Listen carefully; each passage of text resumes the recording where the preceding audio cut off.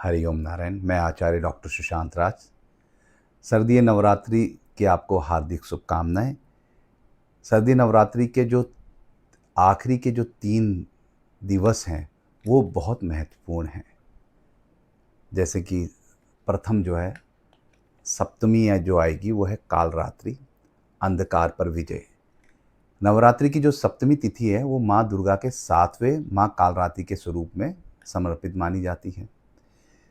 अब उनका अगर हम स्वरूप देखें और उनका प्रतीक देखें तो स्वरूप जो है और प्रतीक ये माँ का रौद्र और भयानक स्वरूप है जो अंधकार, भय और नकारात्मक शक्तियों का जो है नाश करती है। लेकिन इसके महत्व भी हैं कि ये एक दिन हमें साहस और दृढ़ता के आंतरिक और बाहरी बुराइयों को भी दूर करने की शक्ति देता है, जो साधना की शुद्धिकरण की प्रक्रिया का पहला कदम है। अब इसमें हम अगर विशेष पूजा कर लें तो एक तो गुड़ का भोग करें तो इससे विशेष लाभ मिलेगा। अब जो है उनकी अष्टमी, अष्टमी जो है तो उनको कहा जाता है महागौरी, और वो है शुद्धता और कन्या पूजन। आप लोग देखा होगा कि आप लोग अष्टमी, कुछ लोग नवमी में जो है कन्या पूजन करते हैं। तो महाअष्टमी के नाम से जाने वाली ये तिथि जो है माँ के 8वें और माँ महागौरी स्वरूप को जो है हम समर्पित करते हैं। और उसका अगर स्वरूप और प्रतीक देखें तो ये माँ का शांत और सौम्य और कल्याणकारी स्वरूप है, जो शुद्धता, पवित्रता और तपस्या का प्रतीक है।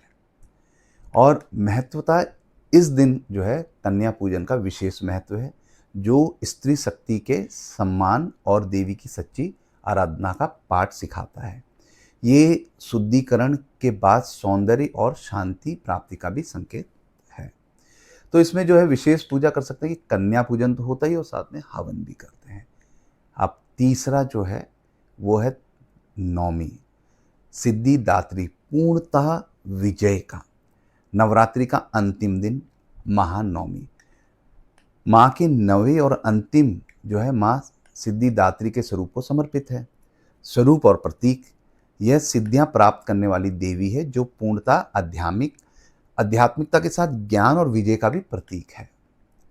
अगर हम महत्व देखें तो यह नवरात्रि की साधना को जो है पूर्णतः दिन कर देती है।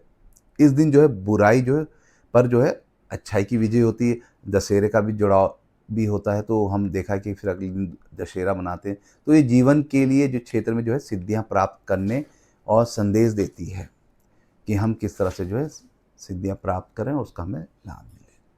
तो विशेष पूजा जो है हवन के साथ जो है पूर्णाहुति और क्षमा याचना। हम कोई भी कार्य करते हैं अंतिम में जो क्षमा मांगते हैं। संक्षेप में कहा जाए तो सप्तमी हमें बुराई को हटाकर शुद्ध करती है और अष्टमी हमें शुद्धता होकर स्त्री शक्ति और शुद्धता का सम्मान कराना सिखाती है। और नवमी में जो है साधना हमारी पूर्ण होती है और विजय का हम उत्सव मनाते हैं। तो इस पावन दिन के महत्व को समझे और माँ का आशीर्वाद प्राप्त करें। जय माता की। हरिओम नारायण।